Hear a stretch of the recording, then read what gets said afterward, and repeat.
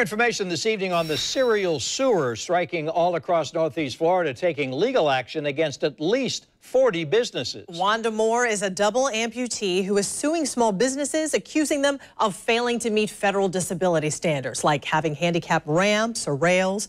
She's suing with the help of her own son, who works for her attorney, Robert Gibson.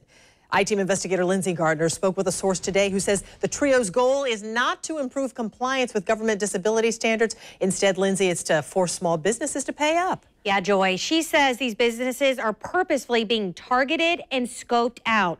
That is the method, this source tells me, that Gibson's office is using, actually going after small businesses to force them to settle. The reported phrase used around the office is, quote, the smaller, the better. So how much money are we really talking about? It is money the owner of Bill's Diner tells me she simply could not afford to lose.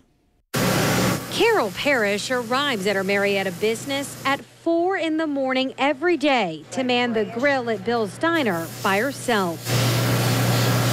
She simply can't afford to pay anyone else to do it. So Parrish definitely couldn't afford to pay Wanda Moore's attorney, Robert Gibson, over an incident she doesn't believe ever happened. I was totally floored and shocked that you have nothing better to do but to go around and try to ruin people's lives. Parrish still clutches the settlement demand that came as a surprise via certified mail in May. We don't remember nobody like that coming in here and stuff. Don't have no proof that they come in here. Was there any mention from them that they wanted you to make changes to your restroom instead with the money rather than pay them? No, ma'am.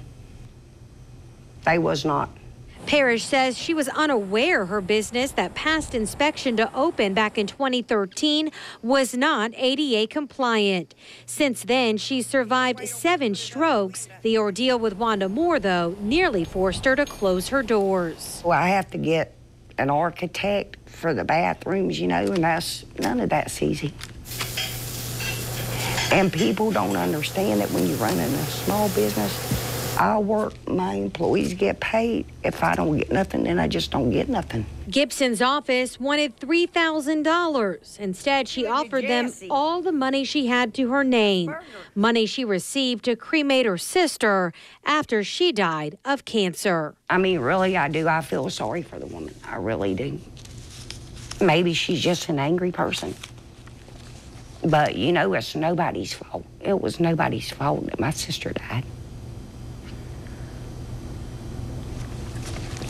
And the way I look at it is I just leave it in God's hands. Maybe they'll see the light of what they're doing to people.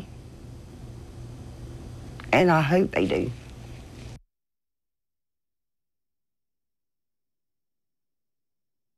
Anyone who is settled can't go on the record to tell us for how much, but we are hearing amounts that range from $1,700 to $3,000. A source told me today from January through May of this year, 50 small businesses settled pre-suits with Gibson's firm.